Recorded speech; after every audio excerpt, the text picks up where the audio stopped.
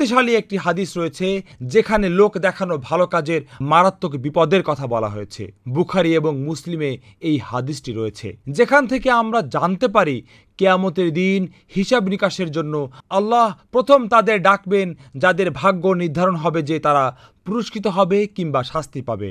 তারা হলেন কোরআনের হাফেজ, এরপর শহীদ এবং সেই ব্যক্তি যিনি তার সকল সম্পদ আল্লাহর নামে উৎসর্গ করেছেন। এই তিনজন ব্যক্তি হলেন সকল মানুষদের মধ্যে প্রথম তিনজন যাদেরকে আল্লাহ সুবহানাহু ওয়া তাআলা তাঁর সামনে ডাকবেন। সবাই তাদেরকে দেখবে আর চিন্তা করবে আল্লাহ সুবহানাহু ওয়া তাআলা তাদেরকে সম্মান করার জন্য ডেকেছেন, আল্লাহ তাদেরকে পুরস্কৃত করছেন, আল্লাহ সুবহানাহু ওয়া তাআলা তাদেরকে সর্বপ্রথম জান্নাতের স্বাদ ভোগ করাবেন। আল্লাহ হাফিজকে প্রশ্ন করবেন, আপনি কোরআন মুখস্থ করেছেন কেন? আপনি কেন জামাতে এবং মসজিদে সবার সামনে কোরআন তেলাওয়াত করেছেন? আপনি কেন সেই স্থানগুলোতে গিয়েছেন এবং কোরআন তেলাওয়াত করেছেন? হাফিজ অতি গর্বের সাথে দাঁড়িয়ে বলবেন, হে আল্লাহ সুবহানাহু ওয়া তাআলা, আমি আপনার পবিত্র কোরআন শরীফের সম্মান বৃদ্ধি করার জন্য এমন করেছি, আমি ধর্মের ইজ্জত বৃদ্ধির জন্য করেছি, ধর্মের সম্মান ও গৌরবের জন্য করেছি, আমি আপনার জন্যই করেছি হে আল্লাহ। তখন আল্লাহ বলবেন, মিথ্যে কথা, তুমি মিথ্যে বলছো। তখন ফেরেশতারাও বলে উঠবেন, হ্যাঁ তুমি মিথ্যে বলছো। তখন কোরআন স্বয়ং হাফিজকে কথার মাঝখানে বাধা দিবে।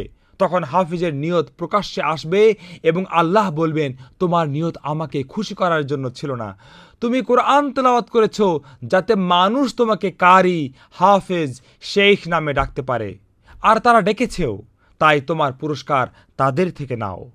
এরপর আল্লাহ দ্বিতীয় ব্যক্তি যিনি শহীদ তাকে ডেকে পাঠাবেন। একজন শহীদ যিনি একটি বৈধ যুদ্ধের পরিচালনা করেন এবং তার জীবন উৎসর্গ করেছেন আল্লাহর জন্য, তাকে জিজ্ঞেস করা হবে, তুমি কেন আল্লাহর পথে তোমার জীবন উৎসর্গ করেছো? লোকটি বলে উঠবে, কারণ আমি আমার ধর্মকে সাহায্য করতে চেয়েছি, আমি আমার ধর্ম ইসলামকে আরও সম্মানিত করতে চেয়েছি, আমি আমার ধর্মকে রক্ষা করতে চেয়েছি, দুর্বল, গৃহহীন আর গরিবদেরকে রক্ষা করতে চেয়েছি, আমি আপনার জন্য করেছি আল্লাহ। আল্লাহ সুবহানাহু ওয়া তাআলা আবার বলে উঠবেন, তুমি মিথ্যে বলছো, এবং ফেরেশতাগণ তোমার বিরুদ্ধে সাক্ষ্য দিবেন যে তুমি মিথ্যে বলছো। আল্লাহ আরও বলবেন, তুমি শহীদ হতে চেয়েছো কারণ তুমি চেয়েছো মানুষ তোমাকে যেন মাশাআল্লাহ বলে অভিবাদন দেয়, মুজাহিদ বলে ডাকে, সাহসী ব্যক্তি হিসেবে অভিনন্দন দেয়, বলে তুমি অনেক মহান কাজ করেছো এবং মানুষ বলেছেও। তুমি তোমার পুরস্কার তাদের কাছ থেকে পেয়ে গেছো, আমার কাছে না।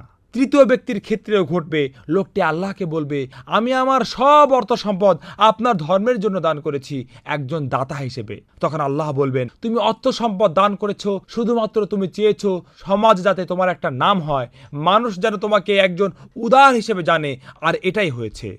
তারপর আল্লাহ সুবহানাহু ওয়া তাআলা এই তিন ব্যক্তিকে সকল সৃষ্টির সামনে শাস্তি দেবেন। তারা হলো প্রথম তিন ব্যক্তি যারা সর্বপ্রথম জাহান্নামে প্রবেশ করবে। আবু হুরায়রা রাদিয়াল্লাহু তাআলা আনহু এই হাদিসটি শুনছিলেন, তখন আমাদের নবী হযরত মুহাম্মদ সাল্লাল্লাহু আলাইহি ওয়াসাল্লাম তার হাঁটুতে আলতো করে বাড়ি দিয়ে বললেন, হে আবু হুরায়রা, এই তিন ব্যক্তি হলো প্রথম তিনজন যারা জাহান্নামের আগুনের স্বাদ সর্বপ্রথম পাবে।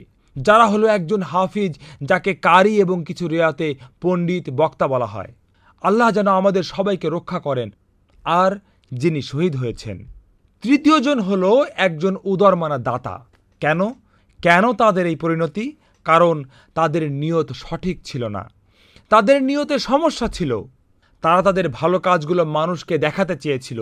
ভাই ও বোনেরা, একটু চিন্তা করুন, সেই ব্যক্তির ভাগ্য চিন্তা করুন, সে তার জীবনের পুরোটা সময় ভালো কাজ করে কাটালো এবং চিন্তা করলো সে তার সমস্ত ভালো আমল নিয়ে আল্লাহর কাছে দাঁড়াবে, কিন্তু তাকে বলা হলো, তুমি এইসব ভালো কাজ আমার জন্য করনি, তুমি করেছো তোমার নিজের সম্মান মানুষের কাছে আরও বৃদ্ধি করানোর জন্য। তুমি কেন তার জন্য আমার কাছে পুরস্কার দাবি করছো যখন তুমি কাজগুলো আমার জন্য করনি? সেই ব্যক্তির ভাগ্য চিন্তা করুন। ভাই বোনেরা, চেষ্টা করবেন আমাদের ভাগ্য যেন সেই ব্যক্তির মতো না হয়, আমরা যেন সেই ব্যক্তির মতো না হই যাদেরকে কিয়ামতের দিনে বলা হয়, তুমি তোমার সারা জীবন নষ্ট করেছো এবং তোমার সকল আমল তোমার মুখের উপর ছুঁড়ে মারা হবে।